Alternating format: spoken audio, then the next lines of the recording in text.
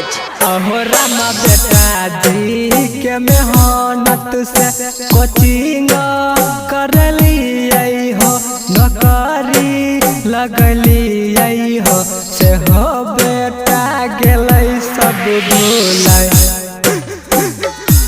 हाँ हाँ हमर बेटा गेलै सब भूलै। कनिया अइते गेलै सब भूलै। अहो रामा बेटा दी के मेहनत से कोचिंग करली हो, नौकरी लगली हो, से हो बेटा गेलै सब भूलै। कनिया अइते गेलै सब भूलै। हमर बेटा गेलै सब भूलै।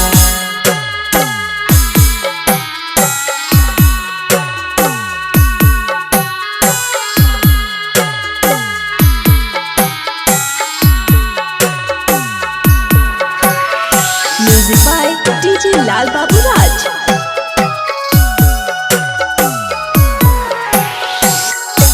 अहो रामा गैया भैंसिया के बेची बेची मैट्रिक करली हो, नौकरी लगली हो, कनिया अइते गेलै सब भूलै।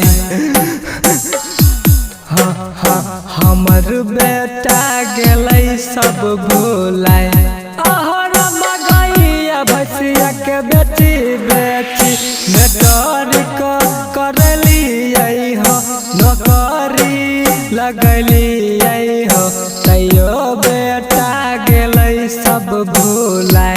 हाँ हाँ नौकरी लगते गेलै सब भूलै। हाँ हाँ करल मेहनत भेलै सब बेकार।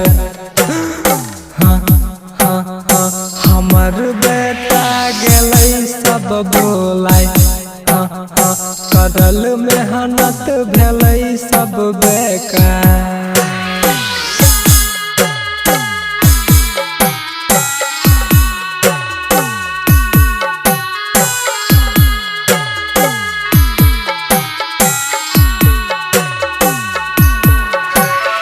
म्यूजिक बाय डीजे लाल बाबू राज।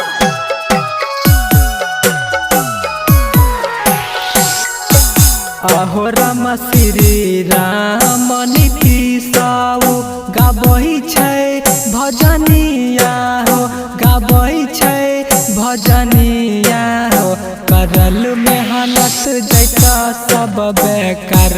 हाँ हाँ अपन बेटा नहीं देता भैया कम। हाँ हाँ कनिया अइते जैता सब भूलै। अहो रामा श्री राम नीतीश गाबै छै भजनिया हो, गाबै छै भजनिया हो, करल मेहनत जैता सब बेकार। हाँ हाँ अपन बेटा नहीं देता भैया कम। हाँ हाँ नौकरी लगत है गेलै सब भूलै। हाँ हाँ कनिया अइते गेलै सब भूलै। हाँ हाँ हमर बेटा गेलै सब भूलै। रिकॉर्डिंग स्टूडियो बलहा बाजार।